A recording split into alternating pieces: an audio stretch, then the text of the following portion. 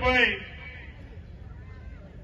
જનતા red કરીને પણ આપણે બંધ કરાવીશું ન કરાવીશું. ગુજરાતની એક પણ ઓફિસ એવી નહીં હોય કે ભ્રષ્ટાચારથી ખતબત્તી ન હોય. તમે મહેસાણાની મામલતદાર કચેરીમાં જાઓ, તમે મહેસાણાની કલેક્ટર કચેરીમાં જાઓ કે તાલુકા પંચાયતની કચેરીમાં જાઓ, એક પણ અધિકારી પૈસા લીધા વગર તમારું કામ કરતા હોય તો આ જિલ્લાનો એક દાખલો બતાવજો, હું રાજકારણ છોડી દઈશ. જિગ્નેશભાઈએ ભ્રષ્ટ અધિકારીની વાત કરી હતી, એમને બધા અધિકારીની વાત નહોતી કરી, પરંતુ ગુજરાતના એક મંત્રીએ માથે લીધું, પોતાની જાતને હોશિયાર કેવડાવવાની વાત કરી અને બુટલેગરોના કુટુંબીજનોના નામે ભારતીય જનતા પાર્ટીના કાર્યકરોએ અમિતભાઈની ગાડીને અને અમિતભાઈના પ્રવાસને રોકવાનો પ્રયત્ન કર્યો. ત્યારે મારે કહેવું છે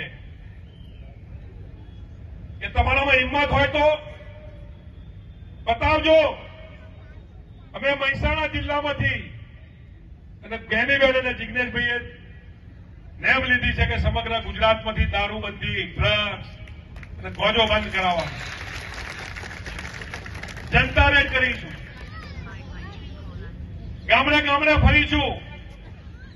આ કામ કરતા કરતા આ ભારતીય જનતા પાર્ટીએ સરના નામે તમને કઈ રીતે મતદાર યાદીમાંથી કાઢવા એનું આયોજન કર્યું છે. મતદાર યાદીમાંથી કાઢીને કઈ રીતે તમને મતથી વંચિત કરવા એનું આયોજન ભારતીય જનતા પાર્ટીએ કર્યું છે. બાબા સાહેબે તમને મત આપવાનો અધિકાર આપ્યો છે.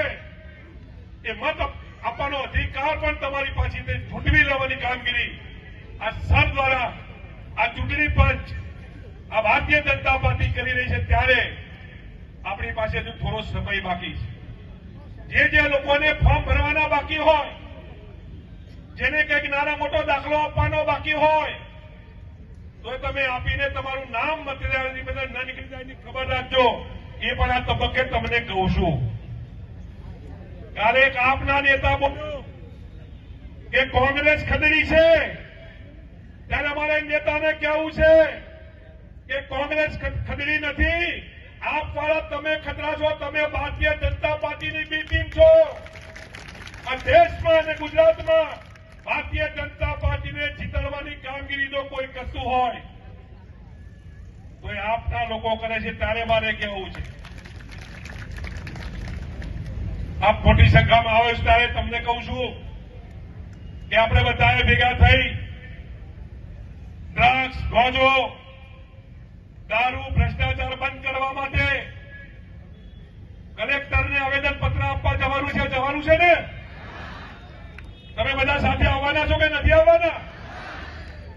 જેવું આપણું બધું ભાષણ પતે અહીંથી માંડીને કલેક્ટર સુધી તમામ લોકોએ આવેદનપત્ર આપી અને કલેક્ટરની સરકારને કહેવું છે કે ખબરદાર જો મહેસાણા જિલ્લાની અંદર ડ્રગ્સ વેચાયું છે તો, ગોજો વેચાયો છે તો કે દારૂ વેચાયો છે.